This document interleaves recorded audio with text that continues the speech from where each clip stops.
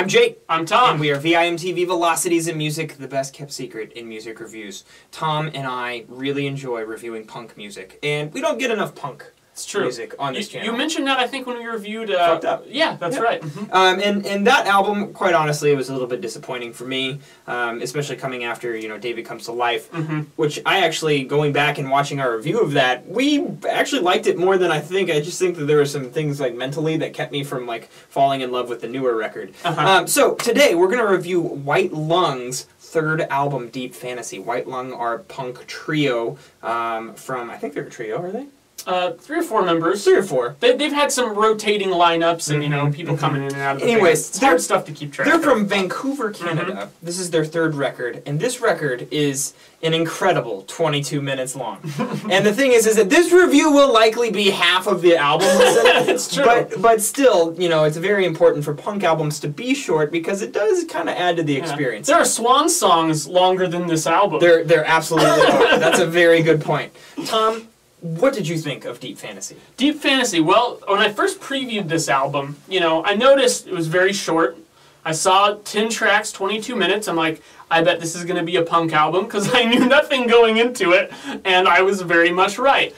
This is also, this is punk in the vein of, rather than just power chords and offbeat rhythms, not that you don't get a lot of those things, but there's a lot of intricacies to the instrumentation here. There's also a female vocalist who I think does a great job. Yes, yep. And the predominant vocals throughout this is female. I think there are some male backing vocals at times, but yeah, there's usually multiple guitars going on at the same time. More of a, and I wouldn't even call one rhythm versus lead, but there's just one that's playing higher riffs. And riffing. Just piercing. Yes. Piercing sound and such movement. I mean, really, that guitar part that you're referring to, I feel like a lot of times moves with the rhythm and the agility and the attitude that you would hear in metal music. I totally honestly agree with that. And to be honest, I've always felt like there's kind of a thin line between like thrash metal and punk. Right. Just in a lot of the rhythms, a lot of the up-tempo kind of beats and movements. And this definitely gets thrashy at times. Oh, it definitely does. And well, if you look at Metallica's first album, oh, totally, it's very much thrash metal. Yeah. So I think that this kind of has a lot of similarities,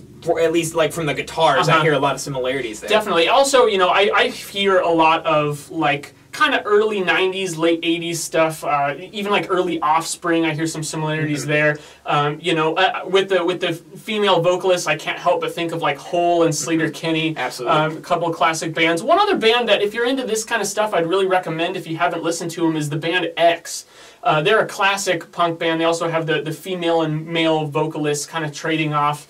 And so I hear a lot of influence from them in here too, but really they're a band that's influenced a lot of punk since their time. So, a very good mix of genres and styles here, and very focused sound in general. Yeah, absolutely. And there's 2 things that I think makes Deep Fantasy succeed, and that is the female vocalist. She does a phenomenal job of creating very memorable, a little repetitive, but very, very memorable vocal melodies, and especially in the choruses, which all these songs have a typical punk structure to them of verse, chorus, verse, chorus. It relies heavily on the chorus, but the thing is that the tempo is moving so fast, and they're slinging so many things in the guitars at you. True. The instrumental interludes kind of interspersed throughout there. And I gotta say, that's the second thing that really makes me just enjoy this album when it's on, is the fact that the guitars are working their asses off throughout the entire album. There are so many riffs that blow my mind, and it's not just in the verses, it's also in the choruses and in the other intro, outro, bridge parts of songs.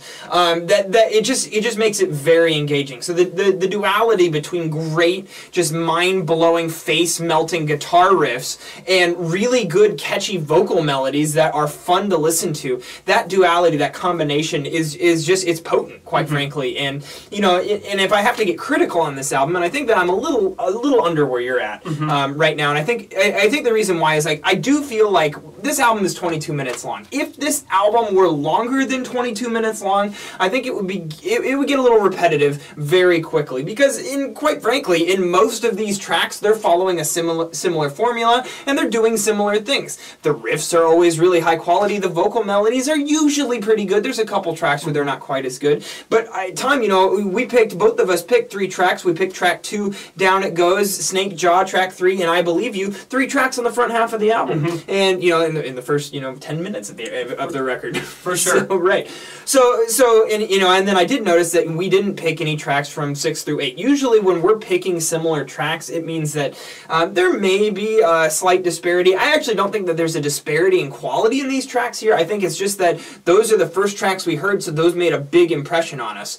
And then, you know, the later tracks, you know, it's the same idea regurgitated again, so it's a little bit less interesting, less engaging because of that. That brings us down a bit for me. Now, I know that that affected you a little less. Yeah, I really ended up falling in love with this album in a way I didn't expect to, because this isn't really like a go-to sound for me. You know, I enjoy it if it's done well, and I just thought that it was done really well here, honestly. I see what you mean, and I totally agree with your point that inherently, if you don't vary from that core sound in this genre, it's going to get a little repetitive. I think that's why a lot of punk bands are smart enough to keep it short. And these guys knew what they were doing. They kept it very short. This thing is refreshing at 22 minutes. It is. And generally, I would even be a little more harsh, a little more critical, and kind of say that, you know, anything under like 25 minutes probably should be an EP rather than an actual album. I'm not going to say that for this album, though, because I think that the songs work well enough on their own, that they have their own identity, and I don't think this would make any sense as an EP. It's still 10 tracks, and even though it's a shorter album,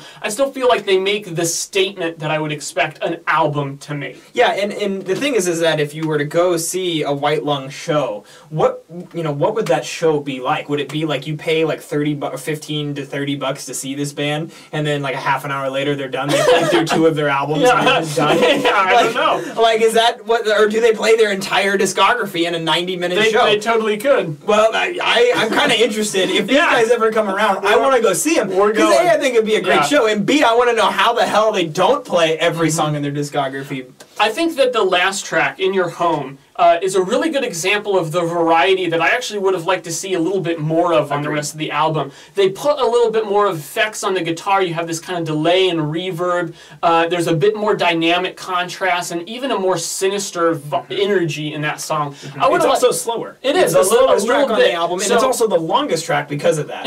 Yeah, exactly. It's kind of a formula there. You know, you take the tempo, slow it down, it naturally stretches out the track. So you can kind of see what they're doing there. Now, I do agree with you that it gets maybe a little weaker in the middle to back end, but I don't think too much. I mean, I didn't pick track 6, Wrong Star, but I still really like that song. I would say Just For You, track 7, and Sycophant, track 8, I think are a little bit weaker, but it really didn't bring down the listening experience much for me, just because I found that every single one of these songs was just a great burst of energy that succeeded in its own right, even if they're doing some similar things stylistically. Like you said, all these riffs were killer. I loved the vocals, and that was enough to keep me coming back. And while we disagree a little bit, I don't think that it's that much, which is there's only 6 points of separation between us right now. That's right. I'm going to go 79 on this one. I'm going 85. So that averages out to 82 from Velocities in Music, the mark of a must-listen record. And keep in mind, 22 minutes long, you can probably fit this into your day. Hell, probably your drive to work. So I did this morning. Absolutely. So go out, listen to Deep Fantasy from White Lung, and let us know what your thoughts were. Did you feel like it was just overwhelming,